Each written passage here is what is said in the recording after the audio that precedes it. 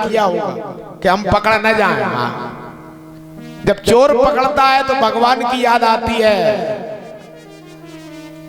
गरीब व्यक्ति कब, जब गरीब को भूख लगती है तब भगवान की याद आती है। कहा जिसके पास अपार धन हो, धनी व्यक्ति को कब भगवान याद आएंगे, तो कहा धनी व्यक्ति को तो भगवान तब याद आते हैं जब वो बीमार हो जाता है। लाखों करोड़ों की माया है, डॉक्टर ने कह दिया घी नहीं खाएंगे आप, दूध नहीं पिएंगे आप,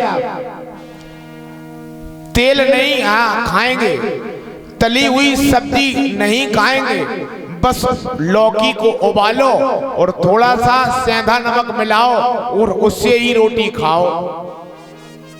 प्यारे, धन कितना भी हो, लेकिन वो धन जब बीमार हो जाओगे तो वो काम नहीं आएगा।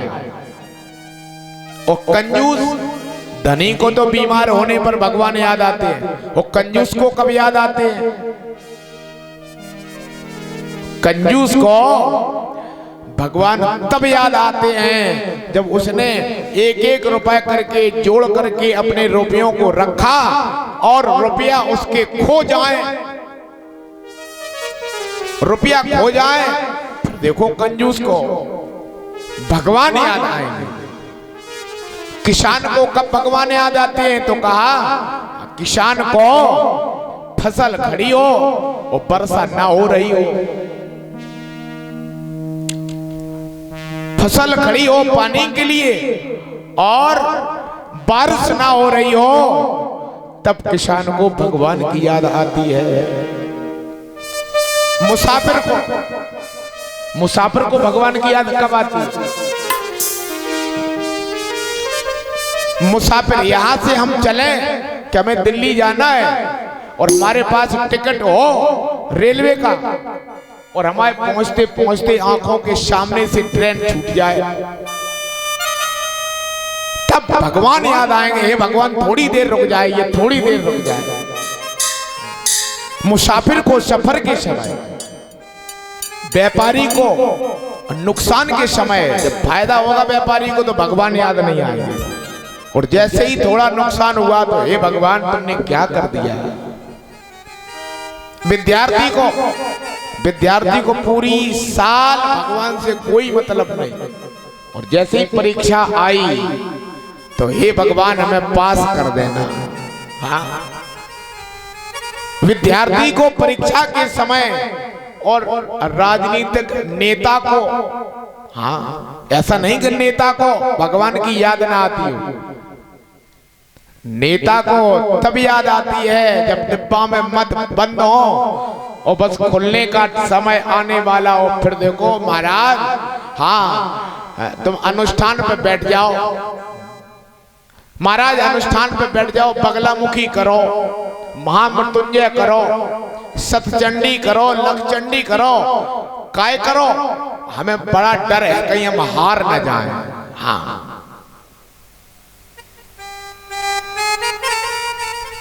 और अधिकारी को, अफसर को कब भगवान याद आते हैं? अफसर को तब याद आते हैं नहीं जब वो रिश्वत ले रहा होता है, अधिकारी को तब भगवान याद आते हैं रिश्वत लेते समय कहीं कोई देख न ले, कहीं कोई देख न ले, और नहीं तो किसी ने देख लिया और वीडियो क्लिप बना ली तो समझो हमारी नौकरी गई। तो भगवान की याद तो सबको आती है, लेकिन समय समय पर आती है। जिनको प्यारे समय समय पर याद आती है वो भगवान के भक्त नहीं होते। भगवान के भक्त तो वह होते हैं जिनको भगवान की याद हर समय आती है, जीवन के हर क्षण भगवान की याद करता हो जो, उसे ही भगवान का भक्त कहते हैं। और जब भगवान का भक्त बन जाता है तो समझो भगवान भी उसके भक्त बन जाते हैं।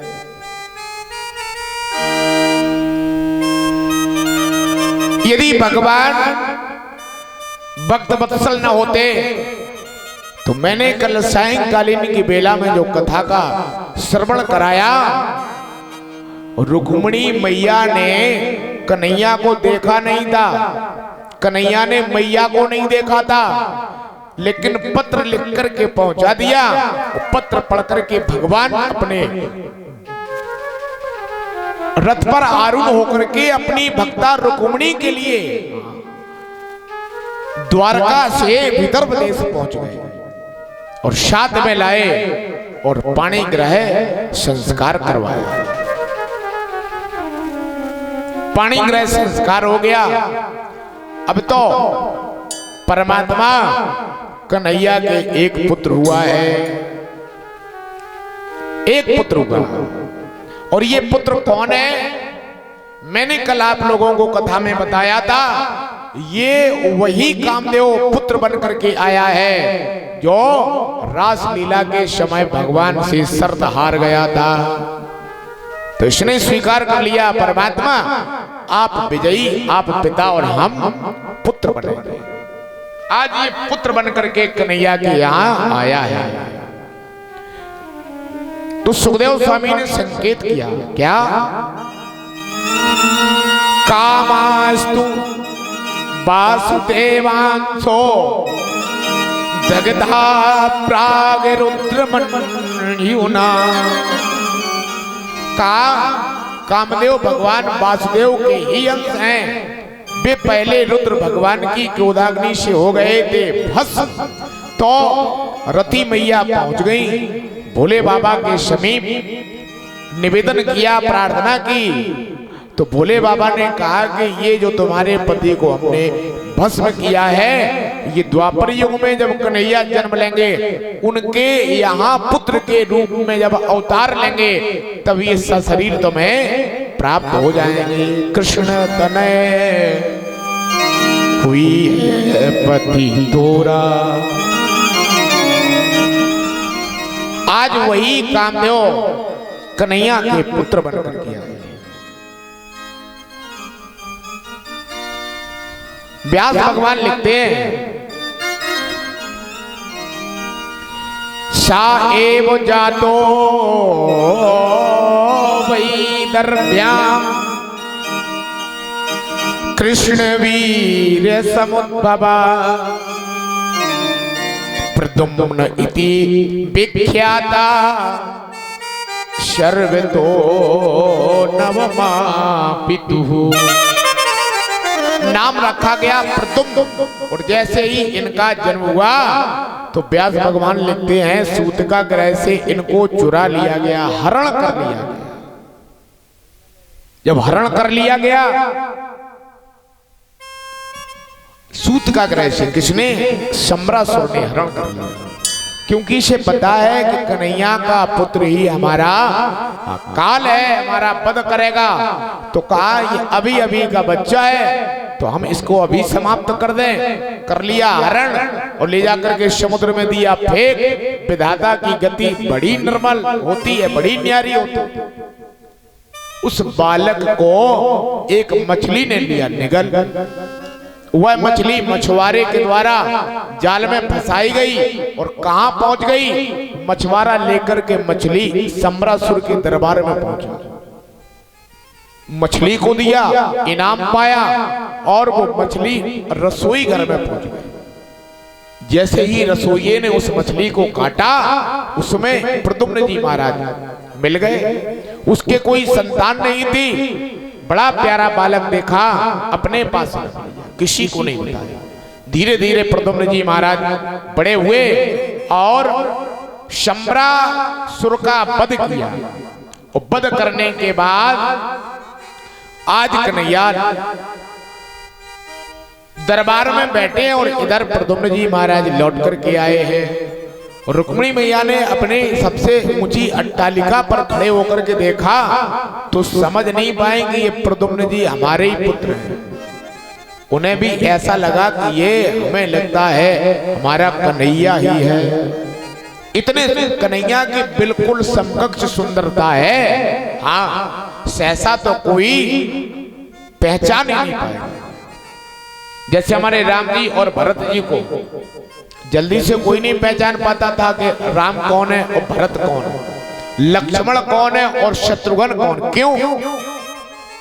क्योंकि प्यारे ये दोनों एक बिल्कुल जैसे ही लगते थे। भरत राम हुई की अनहारी, सहसा लख न सकै नर नर। लखन शत्रुसूदन एक रूपा, नख सिकते सब अंग अनुपा। लक्ष्मण जी और शत्रुघ्न जी एक रूप के, और भरत जी और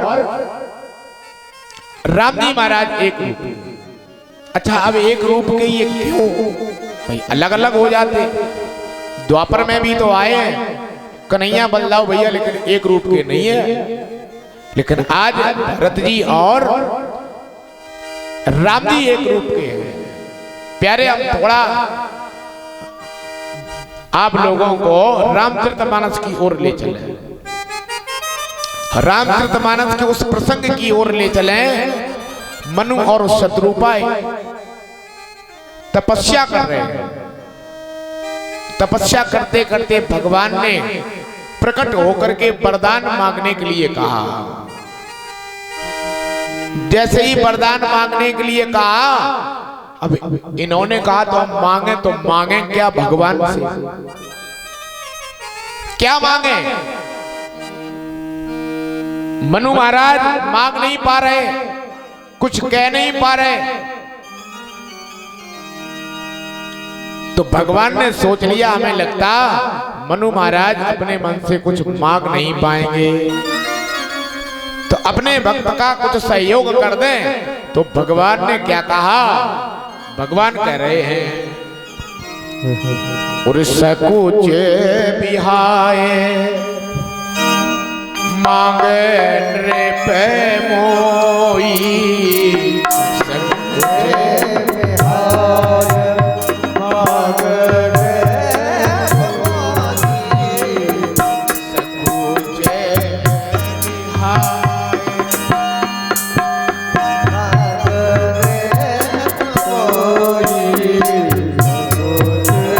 बिहाए।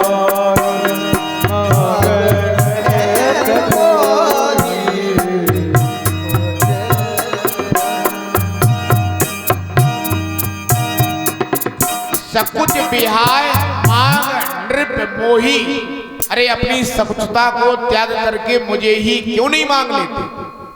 और जैसे ही ये कहा तो आज मनु महाराज को ध्यान आ गई, अरे इतने सुंदर है ये, हाँ, और ये कह भी रहे हैं कि हमको मांग लो। तो जल्दी में कह दिया क्या? दान शिरोमणि कृपा निधि नाथ कहूं सती भाव। और चाहूं तुम ही, जैसे ही काम आपको ही मांग रहे हैं और ये कह पाया और विचार बदल गया। विचार बदल गया, अरे ये तो भगवान है, ये कैसे आ पाएंगे? तो कह दिया चाहूं तुम ही और समान सुत। आपके समान हाँ पुत्र चाहिए। भगवान ने कहा कि जो हमसे कोई कुछ मांगने के लिए आता है तो वो जितना मांगता हम उतना कभी नहीं देते। भगवान से तुम जितना मांगो वो उतना नहीं देते, फिर कितना देते? भक्त ने प्रश्न कर दिया कि परमात्मा फिर कितना देता है? तो कहा जितना तुमने मांगा है परमात्मा तो उससे दूना देता है, दूना देता है। मनु महाराज ने केवल एक पुत्र के लिए कामना की, लेकिन आज भगवान स्वयं आए और अपने समान भरत जी को भी साथ में लेकर के आया।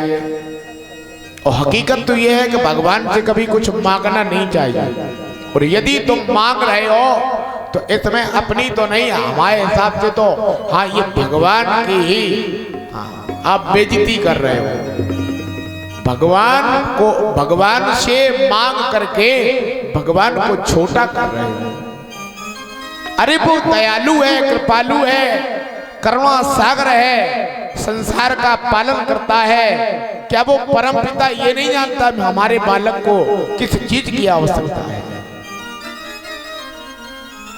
और यदि हम मांगने के लिए गए कि प्रभु हमें एक मकान दे दो, वो कहो तुम्हारी भक्ति से परमात्मा इतना प्रसन्न हो वो 10 मकान देने वाला हो तुम्हें, और तुमने एक ही मांग लिया, तो परमात्मा फिर कहेगा ठीक है तुम एक ही लेकर के रहो। इसलिए परमात्मा के सामने सबसे अच्छी व्यवस्था तो ये है कि परमात्मा के सामने जाओ, भगवान का भजन करो और भगवान से कुछ मांगो नहीं, क्योंकि भगवान से मांगने का क्रम नहीं है। यदि मांगना है तो केवल भगवान से भगवान को ही मांगो। यदि भगवान को मांगोगे तो प्यारे जीवन में किसी चीज की कमी रहेगी नहीं।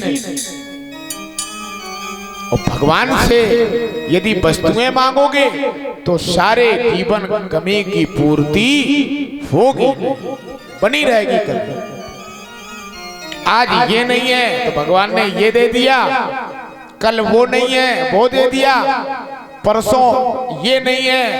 परमात्मा एक एक करके यदि तुम्हारे अंदर भक्ति है तो दे तो सब देगा, सब दे देगा, लेकिन परमात्मा स्वयं को तुम्हारे समीप नहीं आने देगा।